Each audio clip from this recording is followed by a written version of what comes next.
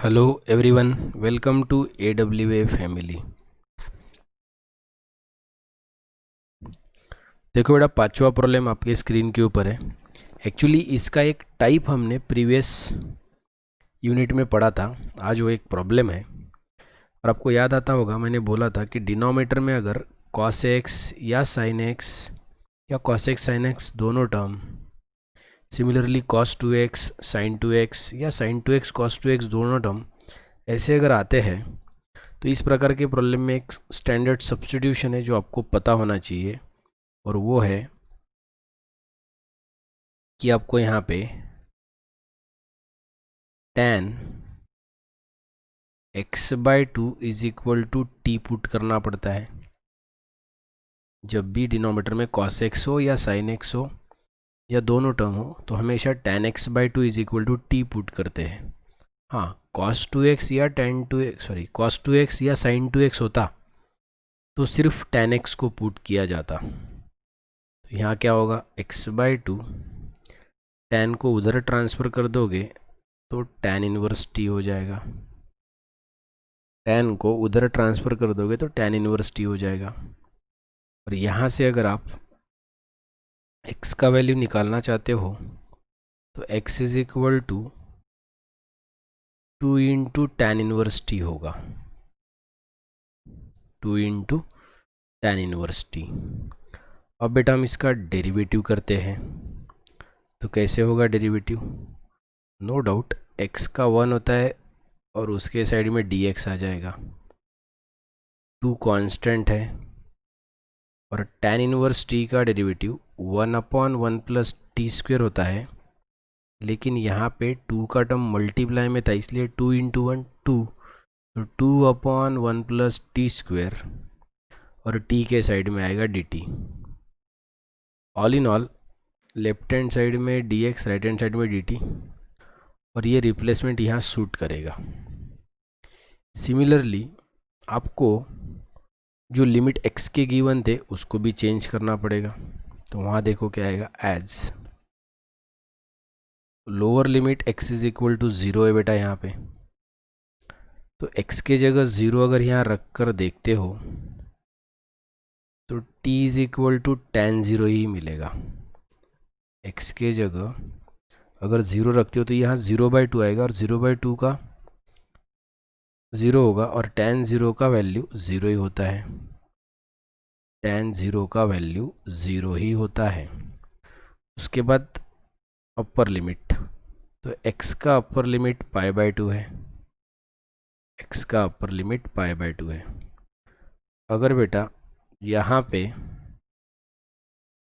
x के जगह π/2 रखते हो तो π/2/2 it will be π/4, π/2/2 it will be π/4, और tan π/4 का वैल्यू होता है 1। यानी जो लिमिट 0 टू π/2 था वो लिमिट 0 टू 1 बन चुका है।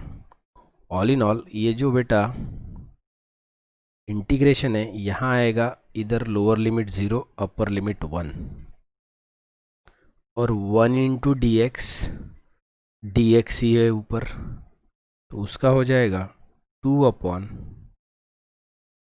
प्लस टी स्क्वेयर, साइड में आएगा यहाँ dt, take your time, upon denominator में देखो 5 प्लस 4, और cos x जो है, हाँ उसका रिप्लेसमेंट आपको लर्न होना चाहिए।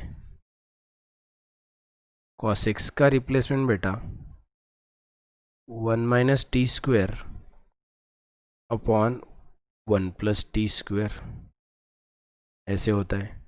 तो ये जो 5 प्लस 4 cos x है, तो cos x के जगह 1 minus t square upon 1 plus t square हो जाएगा। Take your time. अब ये जो डिनोमिनेटर में 1 प्लस टी स्क्वेयर है उसको इधर क्रॉस मल्टीप्लाई करना पड़ता है। सो यहाँ क्या आएगा पता है बेटा? तो मैं पहले इधर ही बता देता हूँ, 0 टू 1 न्यूमरेटर में है 2/1 + t², और डिनोमिनेटर में जब क्रॉस मल्टीप्लाई करोगे तो 5 × 1 5 plus 5 × t², 5t², 4 × 1 4, 4 × -t² -4t²। I repeat, denominator का 1 + t² इधर मल्टीप्लाई करो, ऐसे हो जाएगा, और 4 से मल्टीप्लाई करोगे तो इधर मिलेगा, और डिनोमिनेटर में बचेगा बेटा 1 + t² × dt। हाँ, अब ये तो क्लियर है कि ये 1 + t² और ये 1 + t² कैंसिल हो जाएगा, और बाद में जो बचे हुए टर्म है उसको अगर अच्छे से लिखते हो तो डेफिनेटली न्यूमरेटर से 2 एज अ कांस्टेंट दिखाई दे रहा है, उसको आप बाहर ले सकते हो, फिर यहाँ बचेगा 1, और डिनोमिनेटर में 5t² -4t², उसका आ जाएगा t², और 5 + 4 उसका हो जाएगा 9। ऑल इन ऑल इस प्रकार से मिला है। इसको भी आप ऐसा 2 × इंटीग्रेशन 0 to 1, जैसे ही t² + 9 दिखेगा तो आपको इंटीग्रेशन का एक स्टैंडर्ड फॉर्मूला याद आएगा, और जो 9 है उसको मैंने 3 का स्क्वायर लिख लिया है।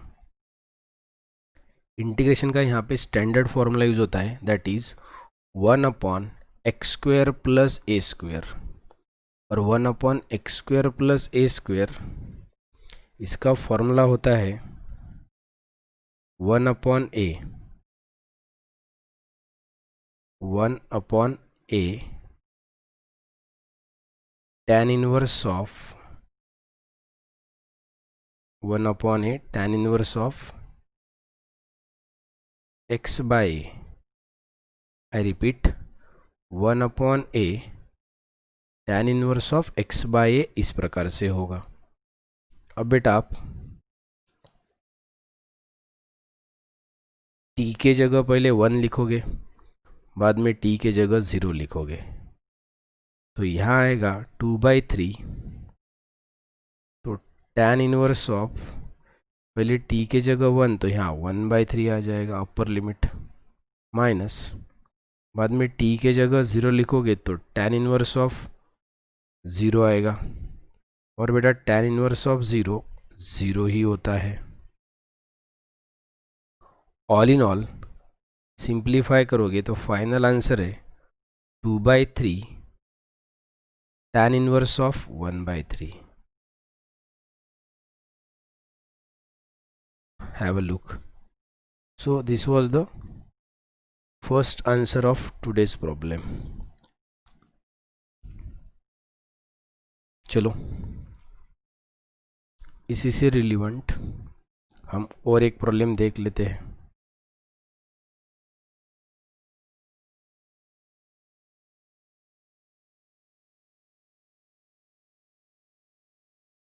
9 number।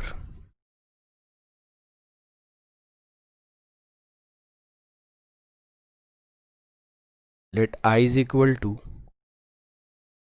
integration 0 to pi 1/3 plus 2 sin x plus cos x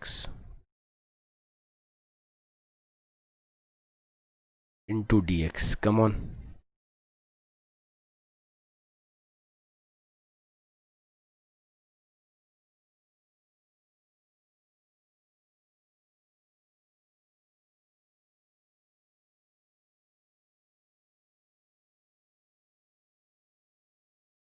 सोचो बेटा अच्छे से। ओवरऑल इस प्रॉब्लम के भी डिनोमिनेटर में चेक करते हो तो cos x और sin x का टर्म है, और आई जस्ट टोल्ड यू कि जिस प्रॉब्लम के डिनोमिनेटर में cos x sin x का टर्म हो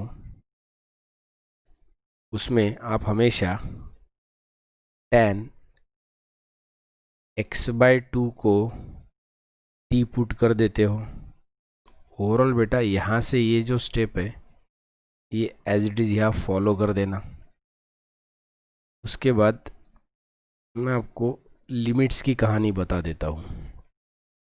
आप देखो यहाँ पे x का जो लोअर लिमिट है वो 0 है, और जब आप यहाँ पे t के अंदर x के जगह 0 रखोगे तो आपने पुट किया था tan x/2 is equal to t, तो वहाँ पे अगर x के जगह 0 रखोगे तो वो tan 0 हो जाएगा, tan 0/2 हो जाएगा, और tan 0/2 का 0, और tan 0 का वैल्यू होता है बेटा 0। उसके बाद x के जगह पाई रखोगे आप। अगर बेटा t के अंदर x के जगह पाई रखते हो तो यहाँ π/2 आ जाएगा। x की जगह पाई रखो और नीचे 2 है तो π/2, और tan π/2 का वैल्यू इन्फिनिटी होता है, उसको ये बोलते हैं नॉट डिफाइंड। ठीक है ना। अब बोलो बेटा आगे, तो जो पुराना लिमिट 0 टू पाई था वो अब नया लिमिट 0 टू इन्फिनिटी बना है। At the same time cos x के जगह 1 - t² अपॉन 1 + t² रखा जाएगा, और sin x के जगह 2t अपॉन 1 + t²। और भूलना मत यह हर t के जगह tan x/2 है, और ये स्टैंडर्ड रिप्लेसमेंट बेटा आपने प्रीवियस यूनिट में भी देखे हैं। अब इसका यूज़ करके ये जो हमारा इंटीग्रेशन है वो कैसे होगा सोचना ज़रूरी है। तो यहाँ आएगा 0 से लेकर इन्फिनिटी। न्यूमरेटर में जो dx है उसके जगह 2 अपॉन 1 + t²,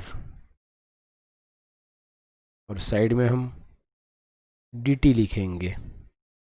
डिनोमिनेटर में बताओ 3 + 2, 2 × sin x है, तो sin x के जगह 2t अपॉन 1 + t², और cos x के जगह 1 - t² अपॉन 1 + t²। इस प्रकार से होगा। अब एक बात तो क्लियर है कि 1 + t² दोनों तरफ डिनोमिनेटर में दिखाई दे रहा है, उसको आपको अच्छे से हैंडल करना पड़ेगा। तो अब देखो मैं क्या बताता हूँ। यहाँ 0 टू इन्फिनिटी 2 अपॉन 1 + t² यहाँ,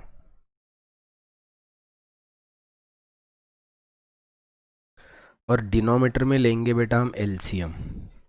एलसीएम का मीनिंग है कि जैसे 3 के नीचे कुछ नहीं है, लेकिन 2t के नीचे 1 + t² है, और 1 - t² के नीचे भी 1 + t² है।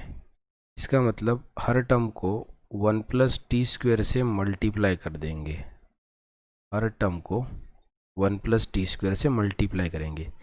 3 को करोगे तो 3 इंटू ब्रैकेट में 1 + t², और सेकेंड टर्म को मल्टीप्लाई करोगे तो 1 + t² मल्टीप्लाई किया हुआ और नीचे का हो जाएगा कैंसिल, तो 2 × 2t यहाँ 4t आ जाएगा। थर्ड टर्म को 1 + t² से मल्टीप्लाई करोगे तो मल्टीप्लाई किया वाला और नीचे वाला कैंसिल, तो यहाँ सिर्फ 1 - t² बचेगा। और एलसीएम है इसलिए डिनोमिनेटर में 1 + t² आ जाएगा। Have a look. अब आप खुद ही सोच सकते हो बेटा, यहाँ का 1 + t² यहाँ का 1 + t² कैंसिल हो जाएगा, और वो होने के बाद यहाँ का 2 तो बाहर चला जाएगा, फिर यहाँ 0 टू इन्फिनिटी। अब बराबर बोलो, न्यूमरेटर में 1, 3 से अंदर मल्टीप्लाई तो 3 × 1 3, 3 × t² 3t² plus 4t plus 1 - t²। Take your time. ऐसा होगा क्या सोचो बेटा। ऑल इन ऑल क्या मिलेगा बताओ। तो मुझे लगता है डिनोमिनेटर में आपको ये 2 को आप इधर लिख लोगे, 0 to infinity 1/3t² minus t², it will be 2t², यहाँ 2t² प्लस 4t और 3 + 1 4, इस प्रकार से। और जैसे अपने डिनोमिनेटर में क्वाड्रेटिक इक्वेशन देखा और न्यूमरेटर में कोई भी अगर वेरिएबल नहीं है तो आपको यहाँ पे याद थर्ड टर्म की आनी चाहिए। लेकिन थर्ड टर्म का ये रूल है कि t² के साथ कोई कोएफिशिएंट नहीं होना चाहिए एंड कोएफिशिएंट शुड बी 1। लेकिन यहाँ पे t² का कोएफिशिएंट 2 है, इसलिए डिनोमिनेटर से 2 को बाहर निकालोगे। डिनोमिनेटर से जैसे 2 बाहर निकालोगे तो यहाँ t², यहाँ 2t + 2, इस प्रकार से होगा। सोचो अब बेटा आप इसका थर्ड टर्म निकाल सकते हो। और जब यहाँ आप थर्ड टर्म निकालने के लिए जाओगे तो कैसे करोगे, 1/2 इंटू कोएफिशिएंट ऑफ t, और t का कोएफिशिएंट 2 है तो 2 गेट कैंसल, 1 रहेगा और 1 का स्क्वायर 1 आ जाएगा। ओवरऑल ये तो क्लियर हुआ कि अपने को थर्ड टर्म 1 मिला है। तो बेटा अब नेक्स्ट स्टेप में देखो क्या होगा, यहाँ पे लिखता हूँ,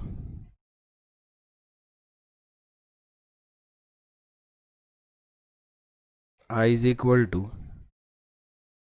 2 जो इंटीग्रेशन के बाहर था वो कैंसिल हो जाएगा।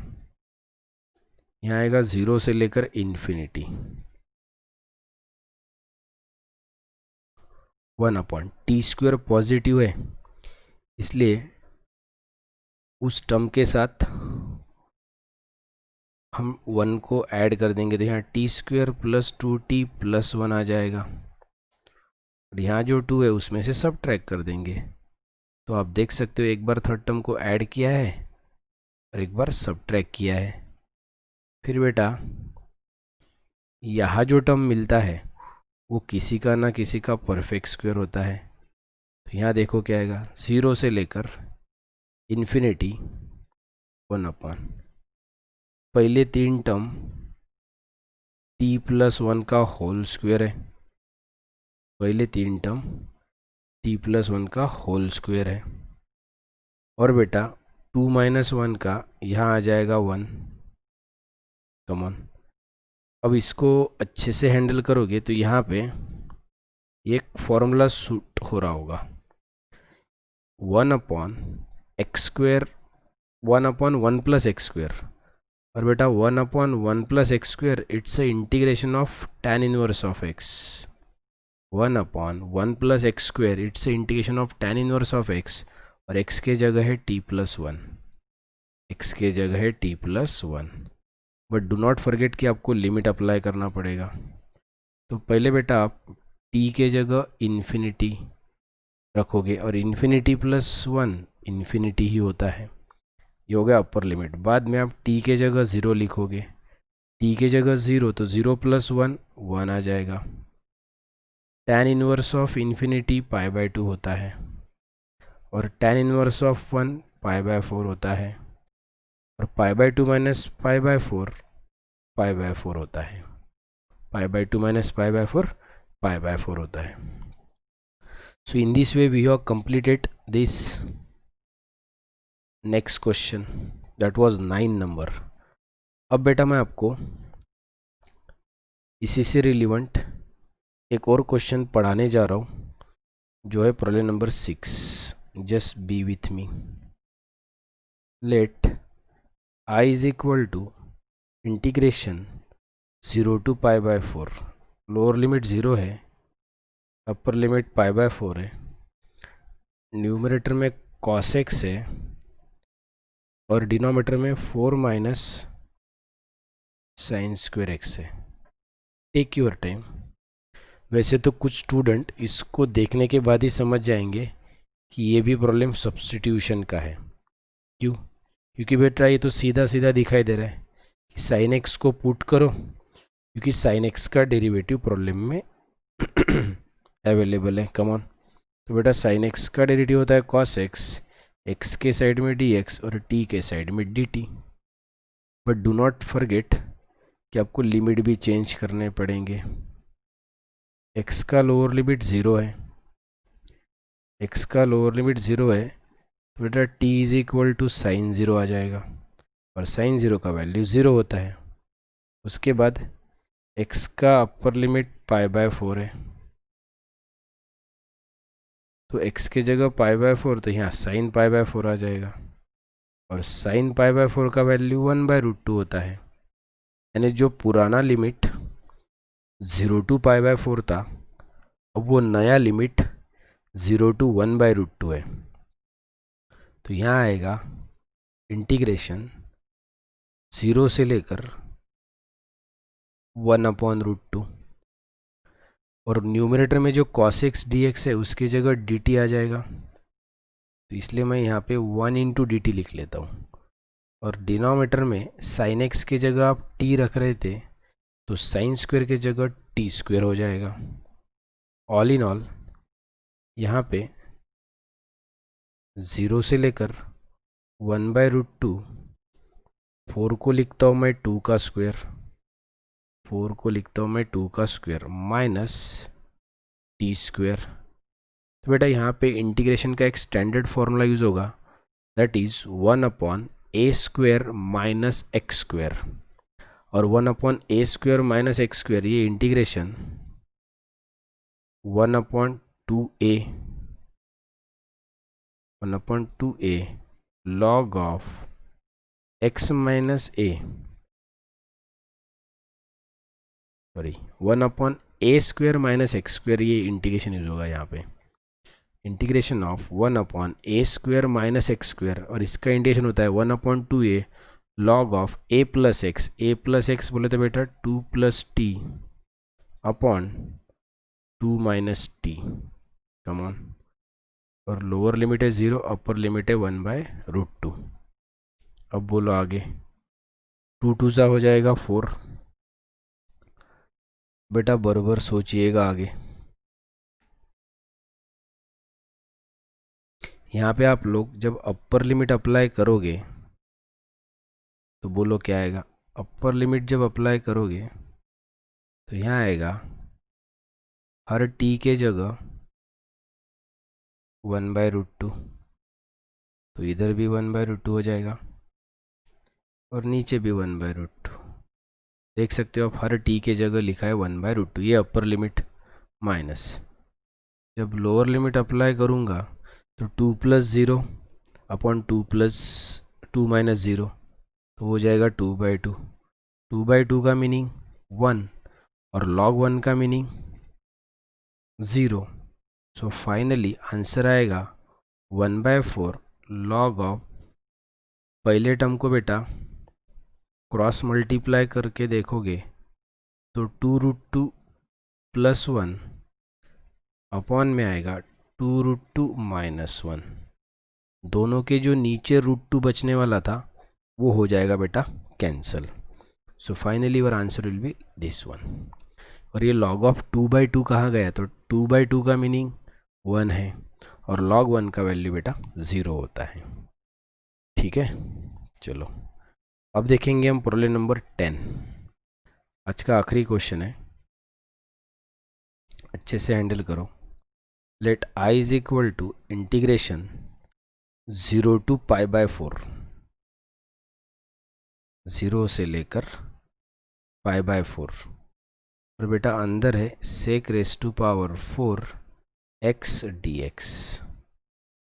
वैसे तो अच्छे स्टूडेंट को ये sec⁴ देखकर समझ में आ जाएगा कि इसको ब्रेक करके लिखना है, sec²x इंटू sec²x, और इसमें से जो बेटा एक sec²x है उसके जगह 1 + tan²x लिखना है। इसमें से जो एक sec²x है उसके जगह 1 + tan² लिखना है। इसके पीछे रीज़न क्या है, तो ये प्रॉब्लम अब सब्स्टिट्यूशन से सॉल्व होगा।